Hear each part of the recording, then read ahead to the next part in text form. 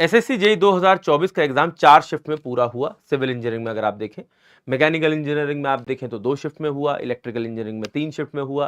ठीक है ना। अब इसके बाद लगातार ये सवाल बन रहा है कि सर एक्सपेक्टेड कट ऑफ क्या होगी। ठीक है, तो एक्सपेक्टेड कट ऑफ को लेकर देखिए चारों, अगर जब मैं सिविल की बात करता हूं सबसे पहले, ठीक है, तो सिविल में अगर मैं बात करूंगा तो चारों शिफ्ट को देखने के बाद 2023 से क्या डिफरेंट था पहले ये देखना है। ज्यादातर बच्चों ने जो पेपर दिया उसमें क्या अटेम्प्ट उनके रहे ये देखना है। ठीक है, तो मैंने एक पोल भी रन करके देखा था अपने टेलीग्राम ग्रुप में। तो हालांकि मैं इसमें जो एक्सपर्ट एडवाइस आपको दे पाऊंगा वो सिविल पर ही दे पाऊंगा। ठीक है ना। मैकेनिकल इलेक्ट्रिकल में आपको रिस्पेक्टिव टीचर्स आपके दे पाएंगे। ठीक है ना। लेकिन यहां पर सिविल की अगर मैं बात करता हूं तो देखिए सिविल में एक चीज यहां पर ध्यान देने की क्या है कि हमने कई सारे बच्चों से बातचीत की और एक पोल भी रन करके देखा अपने टेलीग्राम ग्रुप में। ठीक है, तो कई सारे बच्चों ने अपना अपना एक दिया कि सर मेरा जो भी अटेम्प्ट रहा था उसके हिसाब से जो मैं उम्मीद कर पा रहा हूँ कि मेरी एक्यूरेसी लगभग इतनी बन रही है कि मेरे 160 में से 180 हैं, कोई कह रहा है और कोई कह रहा है कि मेरे 120 से 130 के बीच में। और आप देखेंगे तो मेजर जो स्टूडेंट्स हैं, ठीक है ना, उनका कुछ रेंज यहाँ पर इस 100 से 120 के बीच में ही लाई कर रहा है, क्योंकि मेरे को एक्सपेक्टेशन भी थी। हालांकि मेरी जो ऑब्जर्वेशन है, जब मैंने चारों शिफ्ट का एनालिसिस किया तो पिछली बार के कंपैरिजन में आप देखेंगे तो पिछली बार सीबीटी 1 कुछ ज्यादा टफ आ गया था।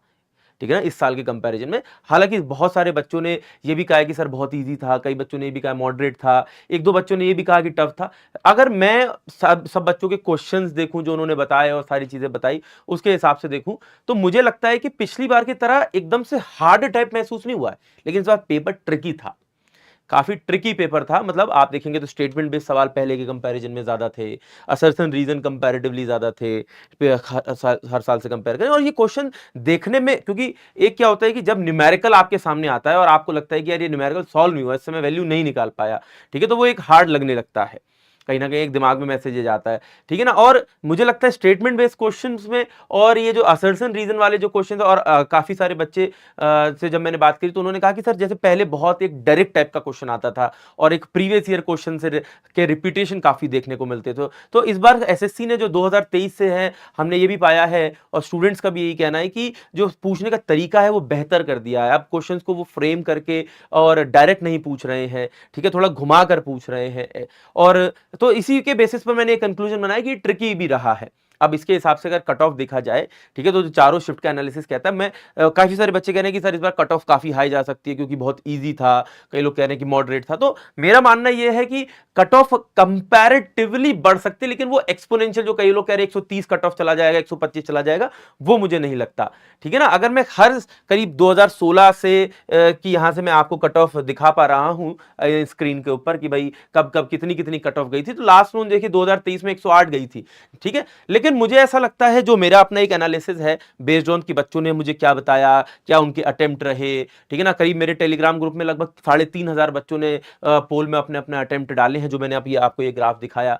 ठीक है, और जब मैंने काफी सारे बच्चों तो अपना एनालिसिस, अपना एक्सपीरियंस 8 साल का जब मैंने यूज किया है, तो उसके बेसिस में मुझे लगता है कि 2023 के कंपैरिजन में थोड़ी सी कट ऑफ बढ़कर ये जनरल कैटेगरी के अंदर, मैंने इसको प्लॉट भी करा था ग्राफ के अंदर। ठीक है, तो जब प्लॉट करा तो मेरे को एक नंबर जो मिलता है वो ये मिलता है कि भाई 2024 में ये 112 से 114 के आसपास ही रहेगी कट ऑफ जो है जनरल कैटेगरी के लिए, और ओबीसी के लिए 109 से 110 के आसपास, इकोनॉमिकली वीकर सेक्शन के लिए 100 से 102, एससी कैटेगरी में 91 से 93 और एसटी कैटेगरी में 92 91 के आसपास कट ऑफ रहनी चाहिए। ठीक है ना। हो सकता है इससे ज्यादा भी हो जाए, अभी आंसर की भी आपको पता है कि हफ्ते भर के अंदर आ जाएगी। ठीक है ना। और आंसर की के हिसाब से अगर मैं देखता हूं तो उससे और ज्यादा क्लैरिटी आएगी। और पिछली बार आपने देखा होगा कि जब मैंने कट ऑफ रिलीज भी करी थी एग्जाम के बाद, ठीक है ना, तो उसके बाद जब आंसर की आई थी तो आंसर की में मुझे काफी सारे चेंजेस देखने को मिले थे जो स्टूडेंट्स ने बताए थे उसके कंपैरिजन में, और इसलिए मेरे को कट ऑफ को अपडेट भी करना पड़ा था, और वही एग्जैक्ट कट ऑफ आपको ऑफिशियली भी देखने को मिली थी जब रिलीज हुई थी। ठीक है, तो एक्सपेक्टेड कट ऑफ में अगर आंसर की रिलीज होने पर मुझे कुछ चेंजेस नजर आते हैं तो मैं इस कट ऑफ को अपडेट कर दूंगा उसके अकॉर्डिंग। लेकिन जितना अभी तक डेटा नोन है, क्योंकि बहुत सारे बच्चों की लगातार मैसेजेस एंड ईमेल्स थे, तो इस वजह से मैंने कहा कि एक एनालिसिस जो आधार पे अभी तक मेरा जो कंक्लूजन बन रहा है वो स्टूडेंट्स को बताना चाहिए, शेयर करना चाहिए। ठीक है, तो मेरा 112 से 114 के बीच में कुछ जनरल कैटेगरी के लगता है एक उछाल देखने को मिलेगा, लेकिन ऐसा वाला नहीं कि वो 120 या 130 को पार कर जाए। ठीक है ना, तो एक ऐसा मुझे अभी तक नहीं नजर आता। बाकी ऑफिशियल स्टेटमेंट की देख के आपको बताऊंगा।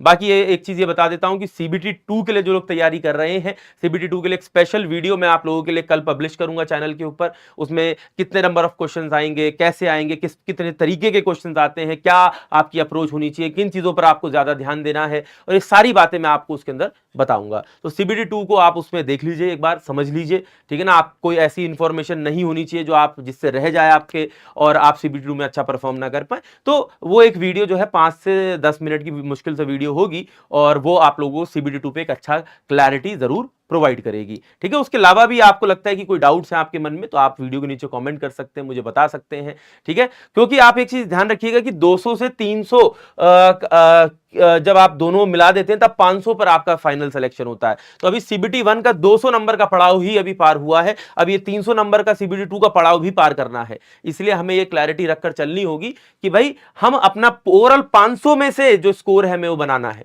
क्योंकि पिछले साल जो CPWD है, MES है, अलग अलग डिपार्टमेंट में जाने के लिए अलग अलग जो कट ऑफ है वो 500 नंबर के बेसिस पे डिसाइड होंगे, ना कि सिर्फ और सिर्फ 200 नंबर के बेसिस पर, ठीक है। तो इस चीज का ख्याल रखना। बाकी तब भी लगता है कोई दिक्कत है, कोई बात है, तो आप पर्सनली मेरे तक अपनी बात पहुंचा सकते हैं shubham.agarwal.faculty@textbook.com पर लिखकर, ठीक है। कोई डाउट, कोई दुविधा, नीचे कमेंट सेक्शन है उस पर लिख सकते हैं, बता सकते हैं। और टेलीग्राम ग्रुप जरूर डाउनलोड कर लीजिएगा, ठीक है ना। टेलीग्राम ग्रुप को ज्वाइन करना है टेलीग्राम डाउनलोड करने के बाद, और उसका लिंक वीडियो के डिस्क्रिप्शन में दिया गया है। Join Shubham sir Telegram channel, ठीक है ना। टेलीग्राम चैनल का नाम है Shubham Agarwal sir textbook, ठीक है। तो उसको जरूर ज्वाइन कर लें ताकि आपके पास रेगुलर अपडेट्स रहें और आपको क्लासेस के रिगार्डिंग या फ्यूचर प्रिपरेशन के रिगार्डिंग आपको सारी बातें आपको पता चलती रहे।